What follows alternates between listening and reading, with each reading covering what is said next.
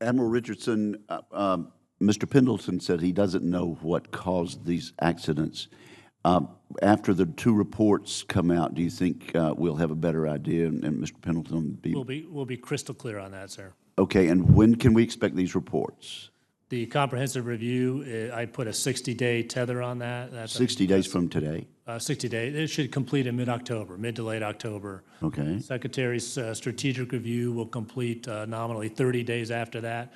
I do want to emphasize that's an aggressive timeline. I want to get these answers now, but I also want to get these answers right.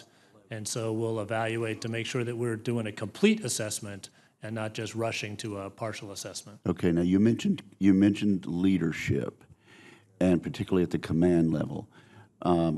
Can you shed any more light on the two officers who were fired last week? The Navy mentioned a loss of confidence in their ability to command. Are you able to be more specific to the committee at this point about those two individuals? Sir, if I could, I'd like to defer until the investigations are done, and then we can come forward with the full. Okay, but well, can you say were those two individuals on board either of those ships? The Commodore and the Strike Group Commander were not on board the ships. They were not aboard the ships? No, sir. Okay. Well, now, and certainly the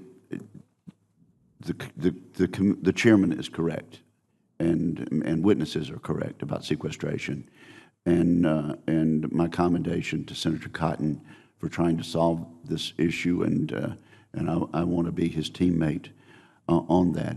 It's way past time that we address this issue. We have a modernization issue, and we have the more immediate readiness issue. I think they're both tied together, and so let me ask you, just continue with you, Admiral Richardson. We have a requirement for 355 ships in our fleet today. Is that correct? Sir, several studies, Navy studies, outside the Navy studies, have pointed to a fleet size at around 355, 360 ships. And you support that, do you not, Secretary Spencer? Yes, I do.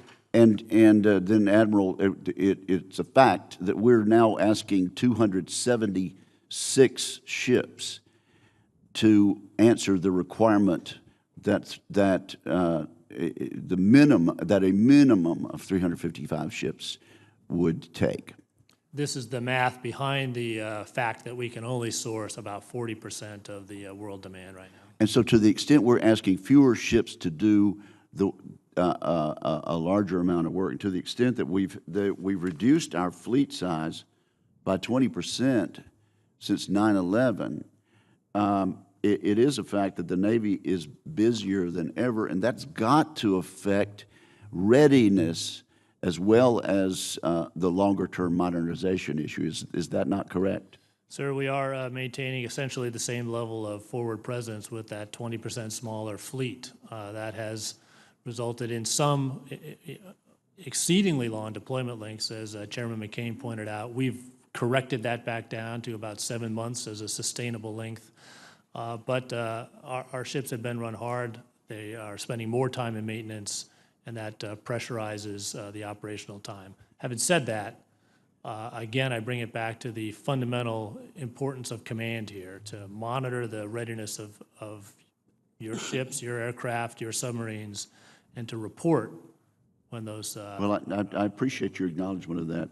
Let's just talk a little about training, and let me toss out the idea of incorporating more virtual training, simulator-based training into the curriculum for deployed sailors.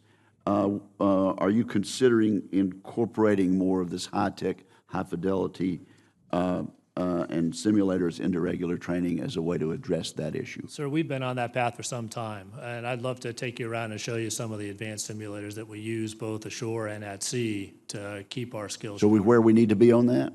Well, we can always do more, and we'll tell you that the technology is allowing us to get more and more realistic in the scenarios that we present to our sailors, and we're adopting that technology as fast as we can. And then, finally, what about this issue of sleep deprivation there have been some New York Times articles and other publications about pervasive sleep deprivation among sailors, particularly young surface warfare officers standing watch. Is that part, do you think that's likely to be one of the reasons that we eventually get down to on this issue? Sir, we're investigating that specific claim very, very closely. Many parts of our Navy have already mandated a 24-hour circadian rhythm watch standing rotation, so to ensure that everybody gets sleep inside their natural circadian rhythm. Admiral Roden, from the Commander of Surface Forces, just recently issued, while it was recommended before, he now said it'll be mandatory, but we're diving into that deeply. Well, we await your further information, and thank you for your leadership.